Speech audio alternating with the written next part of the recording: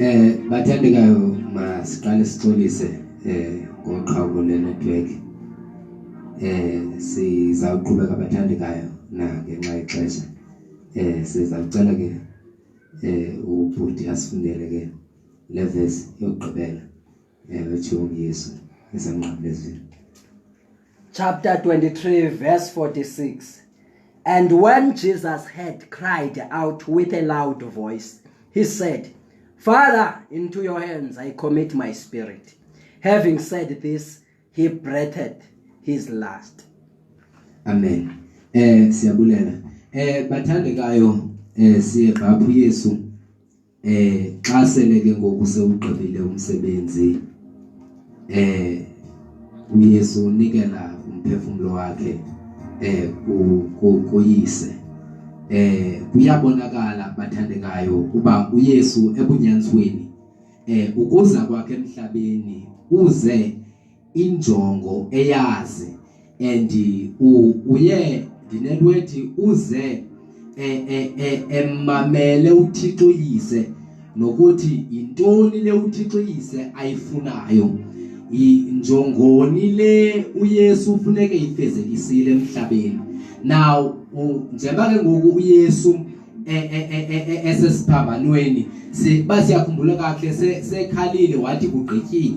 Now uYesu ndihlelwe into enhlizweni yami ube nento ethi now that ndiwugqibile lo msebenzi ayikho indawo endinoya kuyo engcono ngaphandle koyise. uYesu ube nento ethi noba imhlambe benothi ndiyawukhulula umphefumulo wami ndiwusezulwini but udecide ukunikeza kuThixo uyise yena ebemazi bangoyena omthumileyo. Ngoba thandekayo ndifuna ukuba uluntu lusindi uYesu ngenxa kayise. Yiyo ke lento singenokwazi ukubohlula abantu omnye komnye ngoba le mandate okanye licebo ibilicebo labo. Yiyo ke lento uYesu engakwazi ukuziseparate kuThixo uyise. Yiyo lento xa sebona umsebenzi nawo ndiwufezile, umsebenzi nawo ndiwugqibile, uthatha ke ngokumphefumulo wakhe uthumela kuyise so that uyise yena yise azabona uthi ndifuna sibuye bathandekayo si-understand lento. Yabona uThixo uyise njengoba kwaseqalekeni komhlaba ebenenjongo ngomuntu noba nje wena isiphithiphithi ziye zakhona kodwa uThixo uyise umuntu lo ebenenyiyo uDavid esimvesithi uyintoni nalento umuntu uThixo wamsilelisa kancane ebuthixweni intoba uThixo umuntu lo ebengancami ngaye ebengenanto ethi umuntu ndimncamile ebethi nokuThixo ukuphathela udikiwe ngumuntu kodwa benento ethi esisidala ndisidale sohluka sona ngeke ndisincame. Yiyo lento waba nesibindi sokuthumela unyana wakhe amzise emhlabeni ukuze uYesu xa size emhlabeni aze afele uluntu. Yabona bathandekayo ndifuna si-understand lento kaYesu inento yokwenza nomuntu noThixo. Yiyo lento uYesu ebekwe ezimediator noba yiyo lento uYesu ebekwe ezimhlanguli phakathi komuntu noThixo. Nawo ke ngoku uYesu uthi xa sebona uba lo msebenzi ufezile, ugqatso ulifezile, umsebenzi ugqibile, uthi hey tata yabona ngoku ngoba bathandekayo ngelixesha uYesu awunikelayo umphefumulo wakhe amakhuselo sekhazukile kuthanda ukuthi uYesu ugqibile umsebenzi abawuzela emhlabeni. Ndifuna sikhumbule bathandekayo kwakhona ukuba iBhayibhile kwincwadi yameHebrew ithi izinto ezilapha emhlabeni la nto yayisenzeka pha ingumfuziselo wezinto zasezulwini. Yingakho iBhayibhile ithi uYesu waye ezulwini ngelile lakhe igazi waya kweyona ngcwele yengcwele eyona ngcwele yasezulwini lele ilapha emhlabeni ngumphuziselo yakhe wafika ezulwini waliphala igazi lakhe walifafaza ingcengcezela ezethu izono. Now kubonisa ukuthi umsebenzi is finished. Now I'm committing my soul to the Father. Ubonisa ukuthi now that zonke izinto zigqibelele I'm going back kulomntu ebengithumile ukuthi ndiyawunikela back umphefumlo wami so that ithi kubone ukuthi noba sekwenzeke konke kodwa kuphelela Sweni bathandekayo yonke into iphelela kuThixo uyise. Ingaki iBhayibhile isiqalela ngobukumkani bukaThixo uyise esemnqamula ngenxa kaYesu Kristu lo wasifelayo. Ingakho uthi to my God the Father une understanding ethi zonke izinto zigqibelelekile. Now that zonke izinto zigqibelelekile unanwathi now I commit my soul to the Father. Izabhuta uzasiguqumbela. Thatha Yehova umoya wami. Emveni koba ndive inhlungu, emveni koba ndihluphekile, ingathuthi uyasuthi emveni koba bendibethe ubusuku bonke, emveni koba ndisindwe ngumnqamlezo, emveni koba ndibe yinto engathi ayinako ukuzenzela, emveni bonke abantu behlekise ngam, emveni kokuba ndize, emveni kokuba ndinamanxeba, ndiphuma igazi namanzi, emveni kwayo yonke into, thatha Yehova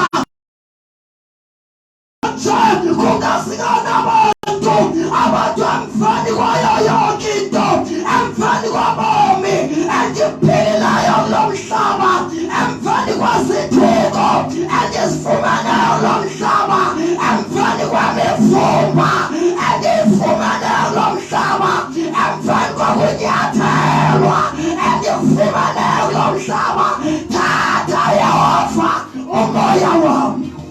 Ngase siyathandaza namhlanje nabantu abajoyo abathi Yehova thatha umoya wami.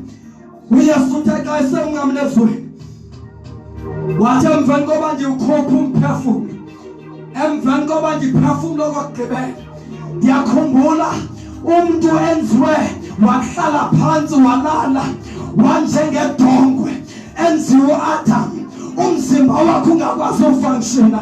Ithi iBhayibhile uYehova wazithoba waguqa wamphefumlela. Ithi iBhayibhile wayumntu waba ngumphefumlo ophilileyo. Ingathuthi uYesu yonke into onikeze yona mayibuyela kuwe, yonke into onikeze yona mayibuyela kuwe, umoya wakho mawubuyele kuwe.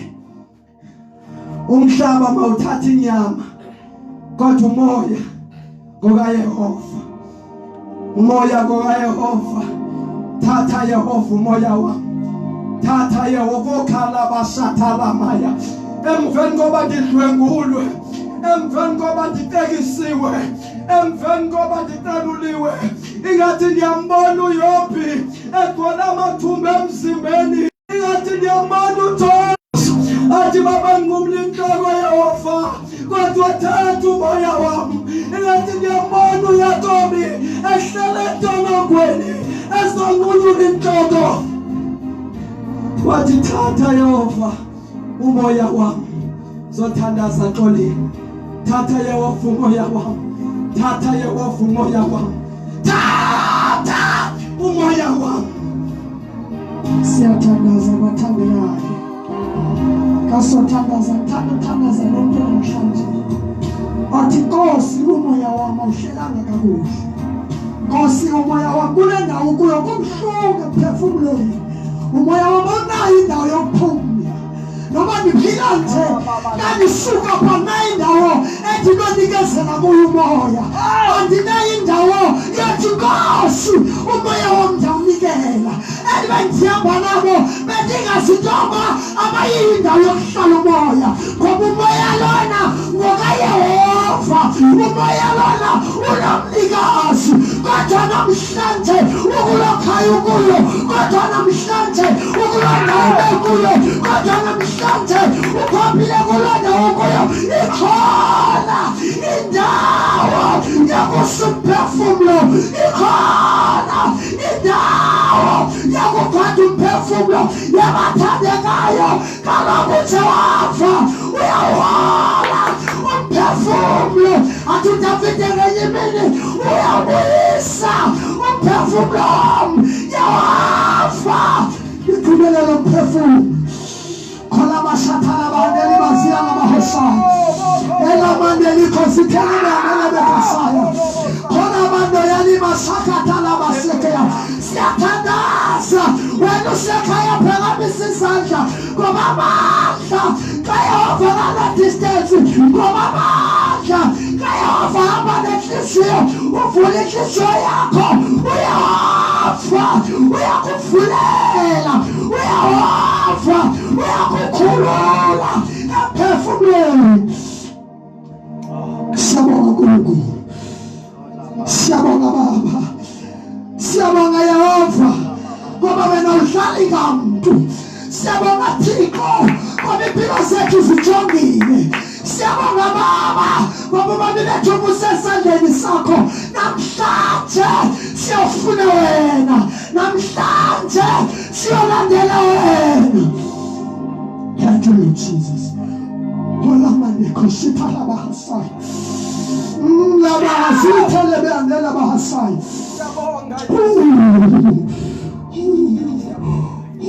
Basindisa Baba, bakhulula zingcibongweni. Baphilise Thixo ngalokho asinakho lapho zayo. Basindisa Yesu ngalokho asilakho. Babuyisele ngazo zibetho zakho. Baphilise ngokungcweleka kwakho. Babuyisele. In the name of Jesus. Thank you Lord. Uba ukhona ekhaya namhlanje awuzama mkele Yesu njengenkosi nomsindisi wakho. Uyasiba into yoba sithetha njengomsindisi awazani naye kodwa ngale mina uthi ndiyamthembisa into ayona ukuyo wenzela umthakazo emveni ukuthi inkosi Yesu namhlanje ndiyakwamkela ngenhliziyweni yami undisindise uxolele izono zami egameni likaYesu. Siyabonga kakhulu uThixo wethu onamandla. Siyabonga Nkosi yezulu ngoba basindisile ubaphilisile egameni likaYesu. We thank you Lord Jesus. Siyabonga kakhulu abathandekayo ngoba nithatha ixesha lenu nisimamele uThixo anganceda emphefumulweni nasemkholweni wenu aniqinise ngoba ngasindiswanga abancedi bamkele namhlanje abagcina edolweni phakathi egameni likaYesu. Amen.